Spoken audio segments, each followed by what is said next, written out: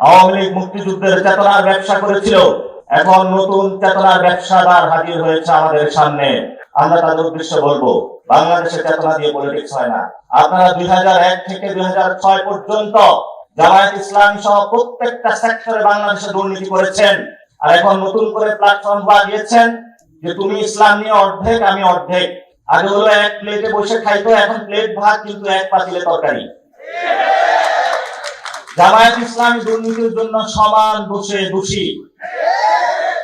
মানুষ এগুলো এখনো ভুলে যায় নাই। এজন্য আমরা এখনো বলি, সময় আছে, সুযোগ আছে। এটি সাম্য, মানবিক মর্যাদা এবং ন্যায় বিচারের রাষ্ট্র গঠনের যে মানুষ স্বপ্ন দেখিয়েছে, সেই স্বপ্নে আপনারা আগ্রহী হন, কিন্তু তাদের কথা কানে যায় না। আমরা তাদেরকে বলবো, 300 আসনে গডফাদার দিয়ে শেখ হাসিনা নিস্তার পায়নি। আপনি কিভাবে পাবেন? কোন জায়গায় আপনি স্বপ্ন দেখতে পাচ্ছেন? সেই স্বপ্নটা আমরা একটু বুঝতে চাই।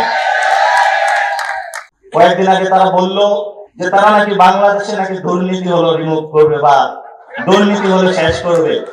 বাংলাদেশের ইতিহাসে সবচেয়ে বড় একটি জোকার একটি কথাবার্তা হয়েছে এটি। এই ধরনের জোকারি কথাবার্তা জনগণের সাথে বলবেন না। এক চোর চুরি করে, বলে আমি চুরি বন্ধ করব। শেখ হাসিনা এক চোর ছিল, চুরি করেছিল। এই চোরের সম্পদগুলো রাষ্ট্রীয় কোষাগারে জমা না দিয়ে দিন দুপুরে ডাকাতদের মতো হায়নার উল্লাস করে পুরো বাংলাদেশে 300 গডফাদার দিয়ে তারা মানুষের সম্পদগুলো রাষ্ট্রীয় কোষাগারে জমা না দিয়ে জনগণকে এখন ভোট ব্যাংক কেনার ধান্দায় তারা মানুষকে প্রতারিত করার জন্য প্রচেষ্টা চালাচ্ছে।